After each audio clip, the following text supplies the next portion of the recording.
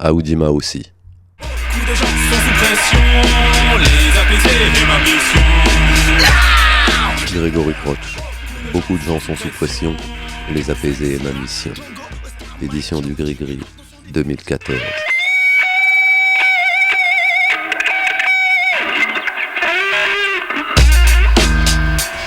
Ouais. 5. Les rats aiment les lascars. Les mecs se faisaient embarquer, la taspée s'arrêtait de pleurer. Mais le lendemain, après avoir juré sur la vie de ma mère, elle était à ses pieds, grattait ses fesses à terre pour que le mec la remette en laisse. Peu rancunier, début 1996, au moment de nous acheter quelques t-shirts Allah's the Greatest, avec photos des trois grands convertis, Malcolm, Ali et Tyson, vestige de notre passage dans le monde des affaires, Patrice n'oubliera pas la promise cassette TDK grise, sur laquelle était écrit en rouge sur l'étiquette blanche, Amer 95-200. Sur l'autre face, une sélection de nouveaux groupes de rap français moins négligeables que d'habitude, m'avait-il dit. L'album des Amers était sorti depuis 2 ans. J'avais attendu je ne sais quoi pour me le procurer. Un signe. Le passage incontestablement réussi dans Ça se discute et, à un degré moindre, les interviews scandaleuses dans Rock'n'Folk, pour une fois que Manœuvre participait à quelque chose de rock'n'roll, et Entrevue en 1995, sans internet et en pleine exploration du monde littéraire, j'en avais seulement eu vent ensuite et bataillé depuis pour les récupérer. Après un punitif BEP coiffure en fin de 3e, Ouda parvint à intégrer le lycée Corot à Savigny, où elle faisait désormais du théâtre avec Maïmouna Densol Dombolo Bouti Thérapie Koulibaly et la future Rachida Cantona Brakni. Lionel D était loin. Mais dans mon nouveau et ultime collège, de retour de l'armée, à Bagneux, et toujours en salle de permanence, j'entendrai une des plus zoulettes voyoutes en rupture, Wafa, chantonner le front posé sur la table, « Cours plus vite que les balles ». Si la rue ne trompe pas, les bahuts non plus. À part chez l'ultra-précurseur vidéaste Loïc Konanski, quand durant toutes ces années j'entrerai chez des Gaulois non journalistes ou musiciens et me permettrai de sculpter leur discothèque, je serai rarement surpris. NTM presque à chaque fois, Alliance ethnique et les sages-peaux souvent, Ayam et Solar systématiquement, Assassin des fois, et très peu de rap ricain, généralement Snoop, puis le Wu-Tang. Ministère amer, à peu près jamais. Inexistence médiatique, donc commerciale. Avant YouTube, le groin du consommateur moyen trouvait rarement seul les truffes au pied des chaînes du disque. Secteur de l'industrie musicale nouveau, encore un peu étroit et trusté par les premiers arrivés, mieux identifié par la machine, plus rompu. Le rap intelligent c'est Ayam, le rap sympa c'est Solar, le rap conscient c'est Squat, et le rap à scandale, le rap transgressif, le rap subversif, c'est Joey Star et Cool Chain. L'inquiétante réputation de pro-noir des Amers, dont la contemporaine déclinaison serait le statut d'anti-blanc, apparaîtrait paradoxalement bien plus facile à valoriser médiatiquement et donc commercialement de nos jours. Leur look presque rébarbatif par rapport aux dents en or et à la bling-blingante quincaille de Joey Star. Basket, jean, pull, entre l'étudiant sahélien fraîchement débarqué et Compton. Pas assez yo represent. Austère uniforme du groupe de quartier, en opposition aux chamarrés baguisés et doudounés du move parisien. Pas besoin de se gratter beaucoup pour conjecturer qu'à leur début, le 113, Rof ou la Rumeur devait plus au Amer qu'au NTM ou au Marseillais. Pas de single. 95-200 ne contient que des chefs-d'œuvre, mais effectivement, au regard des critères en vigueur à l'époque, aucun single, ce qui ne constitue pas la moindre de ses qualités. Une anachronique et finalement déplaisante dimension banlieusarde et même française, revendiquée comme telle pour se distinguer des américanolâtres si l'on considère leur interview dans Rapline. En 1997, au moment de lancer son premier solo, Les Tentations, Passif a tiré des autocollants et des t-shirts, j'en ai encore un vert bouteille, qui n'avait qu'un défaut, arrivé dans le jeu de quilles de la street promo et du marketing agressif, 15 ans trop tôt. Le slogan était lumineux, La France au rap français. Les premiers stickers dans le métro faisaient leur effet, contre-pied et incompréhension. Un prévisible article de Libé s'offusqua du beaufisme du détournement, le trouva suspect. Après les rouges-bruns chez les intellos, n'était-on pas à 2 doigts d'une alliance entre radicaux noirs et extrémistes blancs, l'international des nègres bruns? La campagne et le slogan retournèrent dans le ref. Quelques semaines plus tôt, suite au portrait que mon pote photographe Lazari Abdedaï m'avait réalisé, Stomy est passé au China Club Kenzie au Quick rue Montmartre pour illustrer mon article opposant les destinées de NTM et de Ministère amer, il obtint un rendez-vous avec V2. Le projet était clair, les convaincre d'en faire les photos presse de Passy. Nous espérions et attendions beaucoup, et pour mon article et pour Lazari, de la série dans laquelle Passy, lunettes de soleil, costard, ambiance nocturne et infernalement rougeoyante, lisait, déchirait et croquait à pleines dents Tintin au Congo. L'homme de V2 apprécia en souriant la bonne blague et passa immédiatement à autre chose. Il voulait Passy du ministère, mais sans le côté amer. N'étant pas proche du groupe, il nous était difficile de demander à Passy de nous imposer. Malgré ma mauvaise foi néolittéraire, mon mépris de Gaulois pour les américaniser, mes pénibles, récurrentes et fatales comparaisons avec celui de la maison mère, mon anti-rap françaisisme primaire continuait d'achoper sur eux. Le sentant, j'avais repoussé inconsciemment, refoulé à un plus tard hypothétique, le moment de les examiner, attentivement, de les autopsier. Aucune envie d'être pour finir un peu déçu, pas plus enthousiasmé ou perturbé que ça. Alors, je regardais la cassette de Patrice au lieu de l'écouter.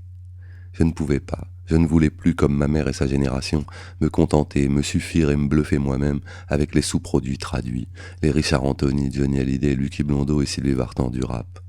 Lyricalement, le Renaud des années 80, qui entrait alors malheureusement en pré-coma, continuait de nous dispenser du rap de France. Tira Dédé, Bande à Lucien, Charognard, Hexagone, Amoureux de Paname.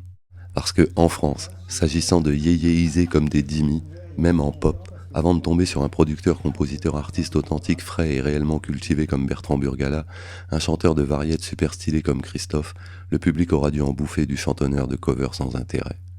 Pour un mélodiste comme Dutronc ou Scheller, combien de Barbelivien ou de Goldman, faiseur habile à martingale décomplexé, validé, légitimé par les tubes et les disques d'or. Ça, c'est Cachin qui me l'a appris. Le succès donne raison. Débarrassé de Chopin, Dvorak, Cole Porter et de tout ce qui était branché à Londres, le reggae ou à New York, le rap, qu'il pompait, sur lesquels il surfait si vous préférez, il reste quoi de Gainsbourg dans les années 80 ? Quelques jeux de mots libidineux à peine moins tartes que ceux de Solar. Alain Bachung, le rock poète bobo national, n'écrivait pas ses textes et se faisait rouler chaque matin sa ration de joint du jour pour oublier qu'il n'avait pas eu la carrière de Claude François. Cher a 1000 fois raison, le rap a aussi gagné en France parce que le reste de l'offre musicale était claqué. Parlons pas du rock et du punk à chien, français, longtemps résumé et tragiquement résumable il est vrai, à Téléphone et au casse-burne anti-le-péniste Beru, éclipsant à tout jamais Métal Urbain et la souris déglinguée. Les gadgetisés Sex Pistols ou les pré-Manu Chao Clash ont au moins laissé quelques classiques et pris la place au soleil d'un vrai grand groupe, les Ramones. Téléphone a pris la place de qui ? De Star Shooter, de Little Bob Story, de Bijoux. Tout à fait gaulois dans sa trivialité et son sens de l'injure, malgré des textes scolaires, un chiatique goût d'autodidacte pour les beaux et grands mots, une excessive politesse avec la grammaire, la syntaxe et peu de trouvailles verbales valables, le rap s'inscrivait, ses avocats l'ont assez plaidé, dans une séculaire tradition française de chansons contestataires. C'est la langue, le français et le culte qu'il lui voue, qui ont sauvé le rap des fils d'immigrés, des prétoires et des poubelles, où se trouve le hard hexagonal par exemple, qui n'a pas non plus bénéficié d'émissions sur le hertzien. Pas la musique, le texte. Quoi que je dise ou pense des qualités lyricales des rappeurs de France et de Navarre, la langue de Molière, Césaire et Booba, bavarde et tonique comme eux, se joue à l'aise du beat et du sample, pas de la guitare et du rythme rock. Même un balourd 16 mesures à base de toi-même tu sais, de l'homme qu'on nomme et d'autres lieux communs rapologiques sera moins désagréable à déchiffrer car compréhensible que les piailleries hyper aiguës et fatigantes de groupes, Satan Joker, Sortilège ou Blasphème, qui commirent pourtant moins de maladresse, de faute de goût, de français et d'accords que les premiers hip-hoppers parisiens. Les deux copiaient la musique des autres en cherchant à quelle sauce française l'assaisonner. La New Wave of British Heavy Metal d'un côté, le hip-hop New York ou LA de l'autre. La découverte du rap West Coast entre leurs deux disques sera d'ailleurs un tournant essentiel pour les Amers. Après les fédérateurs et possiblement reproductibles duos Run DMC Aerosmith, Public Enemy Anthrax ou les Ice-T Reed Body Count, des rapprochements auraient tout à fait pu s'opérer ici, s'il y avait eu un hard rock français. Même en termes de public, j'en suis la preuve. Aux yeux des producteurs, pourvus d'une image à peu près aussi compliquée et brouillée que celle du rap des débuts, le hard présentait et continue de présenter l'incommensurable avantage de disposer, même quand il n'est pas à la mode, d'un public qui achète des disques, du merchandising, t-shirt, poster, patch, badge, qui remplit les stades, découpe les articles et traque les émissions spé. Mais à l'époque, pour moi, pas si nul, moyen, mauvais, ça ne changeait rien. De trognon, le rap français était ricain, sa musique était ricaine, et il n'arrivait ni à la faire jouir, ni à violer la langue française. Mère porteuse, la France avait mis au monde un b-boy hybride, poseur et en retard de naissance. Autant se passionner pour l'original, qui en plus alors était passionnant.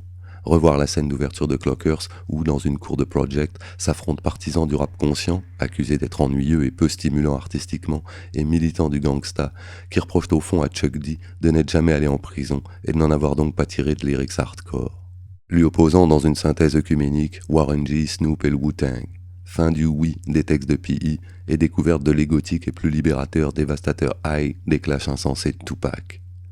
Même la musique que le rap français samplait était ricaine. Ça n'a pas nécessairement constitué un saut artistique qualitatif à chaque coup, mais il aura fallu attendre la fin des années 90 pour qu'on retrouve du Michel Berger, du Cabrel, du Goldman, le mainstream mélodique français, dans notre rap. Et ça accompagne et nécessairement influence, colore et module le niveau moyen qui progressera enfin au tournant des années 2000. Personne n'est obligé d'apprécier Booba, pour le coup amerloc de souche musicale, d'attitude et d'ambition, but so French dans son rapport aux mots et à la langue. Mais personne ne peut non plus contester, outre ses talents d'écriture et sa productivité, que le rap qu'il propose lyricalement, musicalement et même en termes d'attitude et de marketing est meilleur, plus efficace, plus lourd que tout ce que nous avons connu à la fin des années 80, début 90. À cause de lui, tout le monde a été forcé d'admettre que le rappeur n'avait plus à être un militant modèle, un conscient exemple, mais un artiste, et que son discours n'était pas nécessairement intéressant ou important, mais au mieux judicieux, inspiré et inventif. Thomas Ravier a dit à ce sujet tout ce qu'il fallait. Le rap français des débuts, les journalistes étant à peine moins incultes ou venant d'horizons musicaux tellement antipodaux, essayaient de se faire croire qu'ils n'avaient écouté que du James Brown, du Clinton, du Marvin Gaye, du Curtis Mayfield, du Michael, d'Off the Wall of course, et du Prince. Alors que même Usher, dont tous ces noms constituent l'Olympe perdu, pleurait aussi en écoutant Mon Vieux, appréciait Renaud et connaissait par cœur Message personnel de Françoise Hardy. Les rappeurs français d'alors ne pouvaient pas endosser ce qui constituait pourtant leur paysage musical moyen, occupés qu'ils étaient à mettre leurs pieds dans les baskets de leurs cousins d'Amérique. Sociologiquement, le rap français n'aurait-il pas dû être maghrébin plutôt que noir ? Il nous arrivait de nous demander avec Serigne et Lino Brown s'il n'y avait pas eu un complot pour imposer un rappeur noir médiatiquement chouchoutable, joli garçon, souriant, paisible, fédérateur, content d'apprendre et de progresser grâce à la France, son école, ses arts et sa politique culturelle. Par trouille de voir les Arabes, symétriques sociaux des Américains noirs s'emparer de la discipline. Ils étaient plusieurs millions en France, les Noirs beaucoup moins, Antilles comprises. La question n'était pas belle mais se posait. C'était posé. La greffe noire avait pris. Trop tard. Grâce à Do the Right Thing et Colors, après Warriors et Beat Street pour les vrais, je laissais les nuances à ceux qui écrivaient sur le rap français, cette abstraction. Tout ça finirait par s'appeler pudiquement les blackeries, de toute façon. Après tout, je buterais bien mon voisin, je buterais bien le gardien, je buterais aussi son chien. Je flirte avec le meurtre. Beaucoup de gens sont sous pression, les apaiser est ma mission. Je flirte avec le meurtre. Beaucoup de gens sont sous pression, les apaiser est ma mission. Je flirte avec le meurtre. Beaucoup de gens sont sous pression. 4, 5, Sierra, Tango, Oscar, Mike, Yankee. Attention définition, Stomy, B. Pour me buter, c'est ce qu'emploient les condés, les kissdés, les flics, les guêpes, les poulets. Je me suis pris la tête, j'avais qu'à dire les enculés. Olé dans l'arène quand je ken et malmène. Après avoir craché, j'aimerais voir brûler Paname, on a pas âme sous les flammes, façon Vietnam. C'est beau quartier, c'est hôtel particulier, c'est musée, édifice en pierre taillée. L'assemblée est sans oublier Matignon et l'Elysée. Donc je flirte avec le meurtre, la presse m'a accusé, les squads veulent me lâcher, la police m'a attaqué et tous les PD du mouvement HIP et HOP français veulent me boycotter. Comme s'ils pouvaient m'arrêter, t'es pas d'accord, t'es un homme mort. Je suis constamment sur les nerfs amers, trop de vendeurs, pas assez de consommateurs. Ma cité va craquer, mais je reste ok, chargé